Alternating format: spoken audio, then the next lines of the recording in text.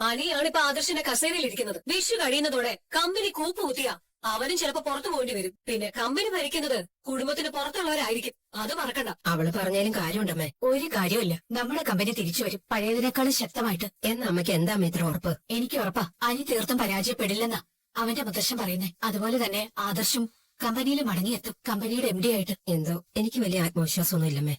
പക്ഷേ എനിക്കും ആദർശിന്റെ മുത്തശ്ശനും ആ ആത്മവിശ്വാസമുണ്ട്. മുത്തശ്ശനോ? അച്ഛൻ എങ്ങനെ പറഞ്ഞായിരുന്നോ? ഹേയ്, അദ്ദേഹം അങ്ങനെയൊന്നും പറഞ്ഞില്ല. എങ്കിലും ആദർശിനെ കമ്പനി ഏൽപ്പിച്ച സമയത്തെ അദ്ദേഹത്തിനൊരു വിശ്വാസം ഉണ്ടായിരുന്നു. ഏത് തകർച്ചയിലും ആദർശ് കമ്പനിയെ മുന്നോട്ട് കൊണ്ടുപോകുന്നു. അന്ന് അദ്ദേഹം അത് എന്നോട് വ്യക്തമായിട്ട് പറഞ്ഞിരുന്നു. സ്വർണത്തിന് തീപിടിച്ച വിലയായപ്പോ പോലും നമ്മുടെ കമ്പനിക്ക് സെയിൽ കുറവില്ലായിരുന്നു. ഇതൊക്കെ പഴയ കഥയല്ലേ അമ്മേ? ഇപ്പൊ ഷെയറെല്ലാം ഇടിഞ്ഞില്ലേ? എങ്കിലും കമ്പനിയെ ബാധിച്ചിരിക്കുന്ന വിപത്ത് എന്താണെന്ന് ആദർശമൻ കണ്ടെത്തും. എന്റെ മനസ്സ് എന്നോട് അങ്ങനെ തന്നെയാ പറയുന്നത്. മുത്തശ്ശന് മുന്നിൽ കൊച്ചുമൻ വിജയിക്കും. അവസാനം അദ്ദേഹം തന്നെ പറയും ആദർശായിരുന്നു ശരിയെന്ന്. ആ സമയത്ത് ആദർശിനെ പുറത്താക്കിയതിന്റെ പേരില് അദ്ദേഹം ഒരുപാട് ദുഃഖിക്കുകയും ചെയ്യും. ആ, അങ്ങനെയൊക്കെ എല്ലാം സംഭവിച്ചാ മതിയായിരുന്നമ്മേ. ആ, അമ്മ ഏതായാലും അച്ചാറൊന്ന് ടേസ്റ്റ് ചെയ്ത് നോക്കി. ആഹാ, മരുമകളുടെ മനസ്സറിഞ്ഞ് തന്നെയാ അമ്മായിയമ്മ അച്ചാറുണ്ടാക്കിയേ. എരിവും പുളിയും ഒക്കെ കുറവാ, എന്നാലും നല്ല രുചിയുണ്ട്. പിറന്നാളായിട്ട് ക്ഷേത്രത്തിലേക്ക് പോകണമെന്നൊന്നുമില്ലേ? ഇന്നലെ രാത്രി ഒരുപാട് വൈകി വന്നതുകൊണ്ടാ ഞാൻ വിളിച്ചു നടത്താത്തത്. എനിക്ക് വേണ്ടി അമ്മയച്ഛനും പോകുന്നുണ്ടല്ലോ. വഴിപാടുകളൊക്കെ നേരത്തെ പറഞ്ഞതാ, അതൊക്കെ കഴിപ്പിക്കണം. നിനക്ക് വേണ്ടിയും ആദർശനും നയനിക്കും വേണ്ടി പ്രാർത്ഥിക്കാനാ പോകുന്നത്. അവർക്ക് വേണ്ടി പ്രാർത്ഥിച്ചാൽ മതിയച്ചാ. എനിക്കെന്തായാലും എല്ലാ വർഷം പിറന്നാൾ വരും. ഒരു വയസ്സും കൂടി കൂടും. ഓരോ വയസ്സ് കൂടുമ്പോഴും ഞങ്ങളുടെ നെഞ്ചില് തീയ. ഇപ്പൊ നിനക്ക് വയസ്സ് 23 കല്യാണം കഴിഞ്ഞൊരു കുട്ടിയാവേണ്ട സമയമായി. തുടങ്ങി. എന്തിനാ അമ്മ എപ്പോഴും ഇങ്ങനെ കല്യാണത്തെ പറ്റി ചിന്തിക്കുന്നത്? ഇന്ന് കേക്ക് മുറിക്കണ്ടേ? എന്തിനാ അതൊക്കെ? എല്ലാ വർഷവും കേക്കുമായിട്ട് വരുന്ന നയനേച്ചിയാ. ഇത്തവണ ചേച്ചി വിളിച്ചപ്പോ വേണ്ടെന്ന് ഞാൻ പറഞ്ഞതാ. ആഘോഷങ്ങളൊന്നും തൽക്കാലം വേണ്ടച്ചാ. അതുകൊണ്ട് അമ്പലത്തിൽ പായസം കഴിപ്പിച്ചാൽ മതിയെന്ന് ഞങ്ങൾ കരുതിയത്. പിന്നെ എല്ലാ വർഷവും നടത്തുന്ന ചടങ്ങ് വേണോ വേണ്ടയോ എന്ന് പറയേണ്ടത് നീ കൂടിയല്ലേ? ഞാൻ നേരത്തെ പറഞ്ഞല്ലോ കേക്ക് മുറിക്കലും ആഘോഷമൊന്നും വേണ്ടെന്ന്. ഡ്യൂട്ടിക്ക് പോണ സമയത്താണെങ്കിലും ഒന്ന് അമ്പലത്തിൽ കയറാൻ നോക്ക്. ഇന്ന് കുറച്ച് വൈകിയേ പോകുന്നുള്ളൂ. ഇനിയിപ്പൊ എന്തായാലും അടഞ്ഞ നടയിലേക്ക് നോക്കി പ്രാർത്ഥിക്കാൻ നിൽക്കണ്ട. ഇനി വൈകുന്നേരം പോയാൽ മതി. ഇപ്പൊ ഞങ്ങൾ പോയിട്ട് വരാം കേട്ടോ. ശരി. ആരെങ്കിലും സീരിയസ് ആയിട്ട് എന്തെങ്കിലും കാര്യങ്ങൾ എംഡിയോട് പറയാനായിരിക്കും വിളിക്കുന്നത്. ആ സമയത്ത് അവൻ കിടന്നുറങ്ങുന്നുണ്ടല്ലേ? അനന്തു ആരെ ഈ അനന്തു? എഴുന്നേക്കടാ. എടാ എഴുന്നേക്കാൻ. എഴുന്നേക്കടാ. എന്താമേ ഇതിപ്പോ എല്ലാ ദിവസവും പതിവായല്ലോ. ഉറക്കം തെളിയുന്നതിന് മുമ്പ് എന്തിനാ അമ്മ വിളിക്കുന്നേ? ഉറക്കം തെളിയിക്കാനാ ഞാൻ ചൂട് ചായ ആയിട്ട് വന്നേക്കുന്നത്. അത് കുടിച്ചു കഴിയുമ്പോ ഉറക്കൊക്കെ അങ്ങ് പൊയ്ക്കോളൂ. വീണ്ടും വിളിക്കുന്നു. ആരാടാ ഈ അനന്തു? അതൊരു വിവാഹ പാർട്ടിയാ. ഇതൊക്കെ എടുക്കണ്ടേടാ, അവരോട് സംസാരിക്കണ്ടേ?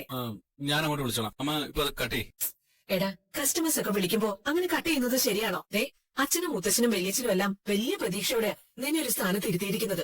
എന്നിട്ട് അതിന്റെ ഒരു ആത്മാർത്ഥത പോലും നിന്റെ പ്രവൃത്തിയിലില്ലല്ലോ. ആദർശാണെങ്കിൽ എത്ര വൈകി കിടന്നാലും വർക്കിംഗ് ഡേ ഉണ്ടല്ലോ, കൃത്യം 6 മണിക്ക് തന്നെ എഴുന്നേക്കും. ആദർശമായിട്ടല്ല ഞാൻ. അതുകൊണ്ട് അമ്മ ഞാൻ പറഞ്ഞത് ഈ മുൾക്കിരീടം എനിക്ക് വേണ്ടാന്ന്. നീ എന്നോട് ചൂടാകാതെ വേഗം ചായ കുടിക്കാൻ നോക്കിയേ. ഞാൻ കുടിച്ചോളാം. അമ്മ പോയെ. ഈ അനന്തു എന്ന് പറയുന്നത് നന്ദു ഒന്നും അല്ലല്ലോ. നിന്റെ മുഖം കണ്ടിട്ട് എനിക്ക് അങ്ങനെ തോന്നല്ലോ. എന്റെ മേം അങ്ങനെ ഒരു സംശയം ഉണ്ടെങ്കിൽ അമ്മ അങ്ങോട്ട് വിളിച്ചു നോക്കി. അപ്പൊ മറുതലിക്കൽ ശബ്ദം കേൾക്കുമ്പോ അമ്മയ്ക്ക് അറിയാലോ വിളിച്ചത് നന്ദോണോ അല്ലയോന്ന്. അല്ലെങ്കിലും അവളെന്തിനാ എന്നെ വിളിക്കുന്നത്? അവള് നീയുമായിട്ട് ഇടയ്ക്കിടയ്ക്ക് കാണുന്നുണ്ടെന്ന് സംസാരിക്കുന്നുണ്ടെന്നൊക്കെയാ അഭിയോ അവന്റെ അമ്മയൊക്കെ പറയുന്നത്. സത്യം മാത്രം പറയുന്ന നാവാണല്ലോ രണ്ടിന്റെ. അമ്മ ഈ കേട്ടതൊക്കെ അങ്ങ് വിശ്വസിച്ചോ. എന്തായാലും അമ്മ വെറുതെ മൂട് കളയാതെ പോകാൻ നോക്ക്.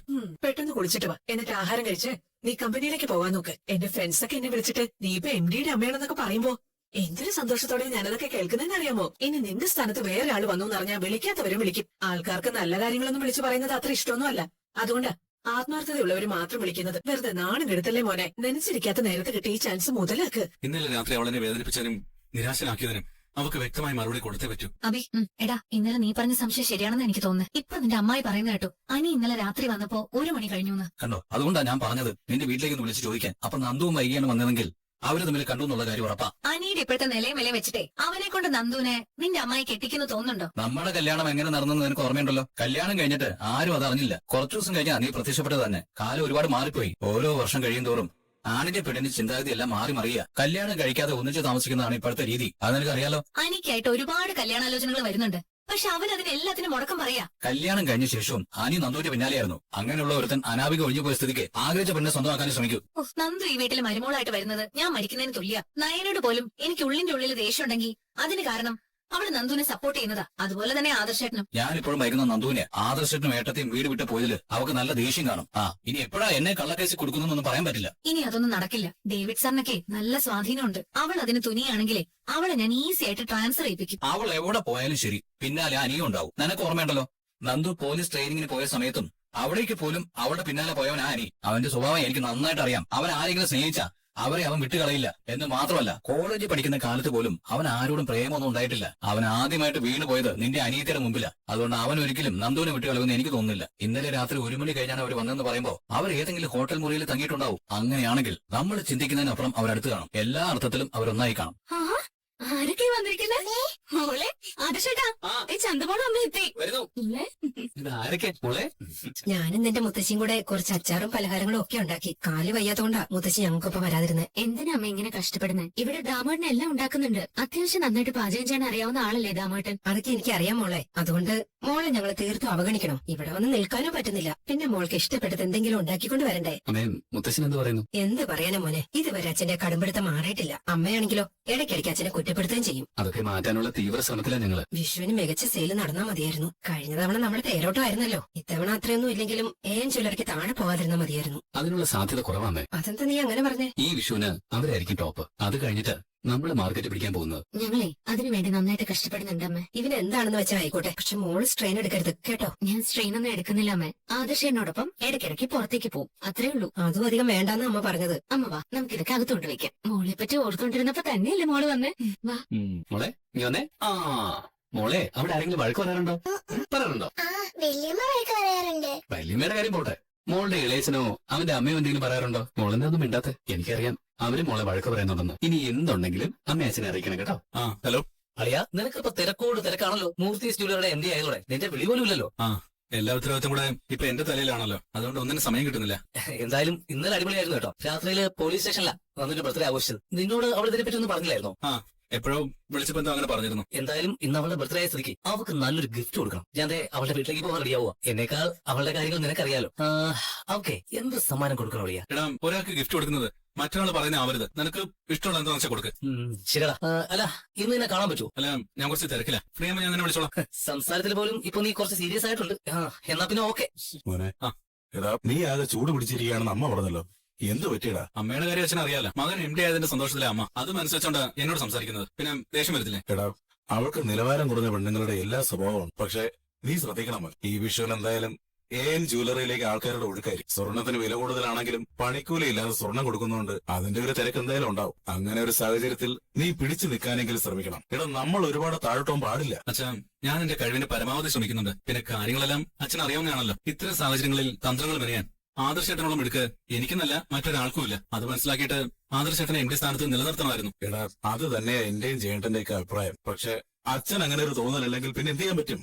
അച്ഛാ, എന്റെ ജീവിതത്തിൽ ഞാൻ ഇത്രയും ടെൻഷൻ അനുഭവിച്ചിട്ടില്ല. ഇതുപോലൊരു സാഹചര്യത്തിലൂടെ കടന്നു പോയിട്ടുമില്ല. ആദർശേട്ടന്റെ നയനടുത്തിടക്ക് തണലില്ലാതായപ്പോഴാ അവരുടെ വില മനസ്സിലാവുന്നത്. മോനെ, എടാ, അതൊക്കെ ശരിയാവും. അവര് രണ്ടാളും തിരിച്ചു വരും, കമ്പനിയിലേക്കും നമ്മുടെ വീട്ടിലേക്ക്. എടാ, അതുവരെ നിന്റെ കടമകളെ നീ ചെയ്യണമെന്നാ ഞാൻ പറഞ്ഞത്. നയന കളക്ഷൻസിന് വലിയൊരു എതിരാളി വന്നിരിക്കുക, മാളവിക കളക്ഷൻസ്. നയനയുടെ സേവനമാണെങ്കിൽ ഇപ്പൊ പഴയതുപോലെ നമ്മുടെ കമ്പനിക്ക് കിട്ടുന്നില്ല. അവര് മറ്റു പലതിന്റെയും പിന്നാലെയുള്ള ഓട്ടത്തില. ഇന്നെന്തായാലും നമ്മുടെ കമ്പനിയിലേക്ക് 1-2 ഡിസൈനേഴ്സ് വരുന്നു. അതിൽ കഴിവുള്ള ആളെ സെലക്ട് ചെയ്യും. പിന്നെ നയനയുടെ നിർദ്ദേശങ്ങളും എടുക്കാം. എടാ, നമുക്ക് ഒത്തുപിടിക്കാം. ബാക്കിയെല്ലാം ദൈവത്തിന് വിടും. അമ്മായിയമ്മ മരുമോൾക്ക് പലഹാരമൊക്കെ ഉണ്ടാക്കിക്കൊണ്ട് പോയിട്ടുണ്ട്. ഞാനും ഒക്കെ ഇഷ്ടപ്പെട്ട അച്ചാറൊക്കെ ഉണ്ടാക്കി കൊടുത്തു വിട്ടിട്ടുണ്ട്. അച്ചാറൊക്കെ ഉണ്ടാക്കുമ്പോൾ സൂക്ഷിക്കണം കേട്ടോ. എരിവും ഉപ്പൊന്നും കൂടുതൽ ചേർക്കാൻ പാടില്ല. ഒന്നിലധികം പ്രസവിച്ച ഒരാളാ ഞാൻ. അതുകൊണ്ട് എനിക്കറിയാം എത്രയൊക്കെ ചേർക്കണമെന്ന്. അതെ, ജയനും അജയനും ഒക്കെ എന്റെ വയറ്റിലുണ്ടായിരുന്ന സമയത്ത് എനിക്ക് ഇദ്ദേഹം ഒരു വീട്ടിലുണ്ടാക്കുന്ന പലഹാരം എത്തിച്ചു തരുമായിരുന്നല്ലോ. ഒരു പാരമ്പര്യമായിട്ട് പലഹാരം ഉണ്ടാക്കുന്നവരാ. ദേവയാനി ജാനകിയൊക്കെ ഗർഭിണികളായിരുന്ന സമയത്ത് ആ വീട്ടുകാരുണ്ടാക്കിയ പലഹാരം ഒരുപാട് കഴിച്ചിട്ടുണ്ട്. എന്താ നയനമോൾക്ക് അവരുടെ സേവനമാണോ? വേണം. എനിക്ക് വിളിക്കാൻ പറ്റില്ല. ഞാൻ നമ്പർ തരാം. എന്നാ താൻ വിളിച്ചോ. എന്നിട്ട് പലഹാരം ഉണ്ടാക്കി കൊണ്ടുവരാനൊന്നും പറയണ്ട.